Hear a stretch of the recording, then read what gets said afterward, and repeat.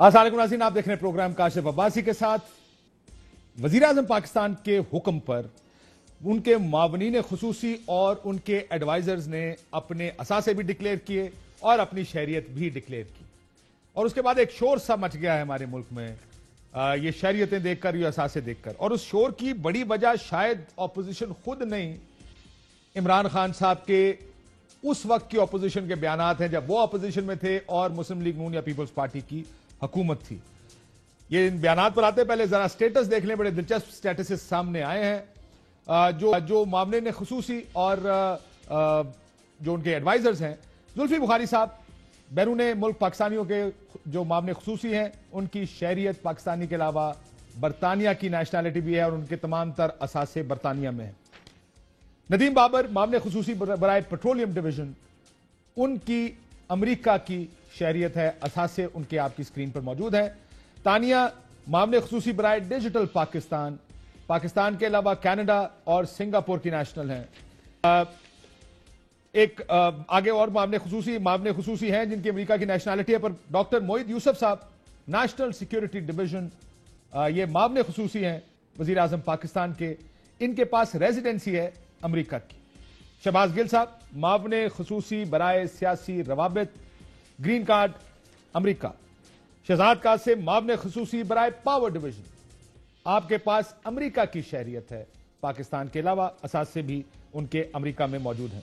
नदीम अफजल चंद साहब, मामले खुसूसी बराए पार्लिमानी रवाबित, आपके पास कनाडा की मुस्तकिल रेजिडेंसी है। तो ये 7 वो लोग थे जिनकी शहरियत के ऊपर बहुत शोर उठा। क्यों शोर उठा, इसकी सबसे बड़ी वजह, ये 2 कैटेगरीज में आप इसको डिवाइड करें। एक वो लोग हैं जिनके पास शहरियत है, एक वो हैं जो या रेजिडेंट हैं या ग्रीन कार्ड होल्डर्स हैं। तो पाकिस्तान में बड़े अरसे से एक बहस चल रही थी, एक तो फॉरेन नेशनल्स का स्टेटस क्या होना चाहिए, उनको किस हद तक इन्वॉल्व करना चाहिए पाकिस्तानी सियासत में।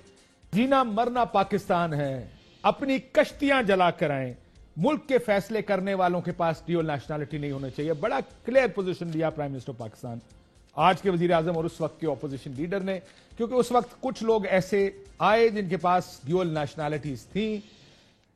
इसमें एक चीज जो अब कुछ कानूनी मसले हैं, कुछ इश्यूज सियासी हैं, कुछ इश्यूज मॉरल हैं। तो इसमें हम कोशिश करेंगे डिस्टिंक्शन करने की, लेकिन इस बात में कोई दो राय नहीं कि वजीर आजम पाकिस्तान का यह ख्याल था कि जिसके पास ड्यूअल नेशनैलिटी है उसको काबीना के पास और मुल्क के फैसले करने के पास नहीं आना चाहिए। अब दूसरा इशू आ गया अकामा का, या अब की मामनीन खुसूसी की कैटेगरी जो कि रेजिडेंट्स हैं दूसरे मुल्क के या जो ग्रीन कार्ड होल्डर्स हैं, जिसमें गिल साहब शामिल हैं, मोहित यूसुफ साहब हैं, नदीम अफजल चंद साहब हैं। ये वो लोग हैं जो दूसरे मुल्कों की जिनके पास रेजिडेंसी मौजूद है, इक्विवेलेंट हो इकामा।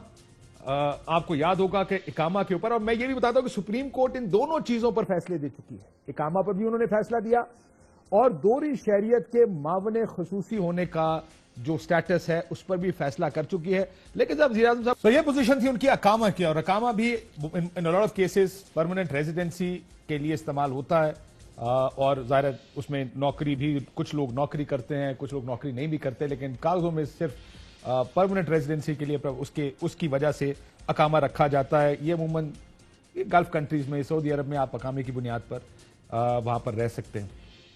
सुप्रीम कोर्ट के 2 फैसले, हम इसके बाद अब इस बहस में जाएंगे कि जो इसके ऊपर होना क्या चाहिए। क्या हर फॉरेन नेशनल्स को मुल्क की किसी भी फैसला साजी के करीब आने का चांस देना चाहिए? गो के कानून उनको बाहर नहीं करता, लेकिन क्योंकि असल कॉन्सेप्ट ये था, प्राइम मिनिस्टर पाकिस्तान का ये भी की भी कन्विक्शन ये थी कि ऐसे लोगों को पाकिस्तान के फैसले के पास नहीं आना चाहिए। एक जुल्फी बुखारी साहब की जो अपॉइंटमेंट है उसको चैलेंज किया गया, जो वो मामले खुसूसी जब बने तो उसको चैलेंज किया गया और इस पर सुप्रीम कोर्ट ने फैसला दिया।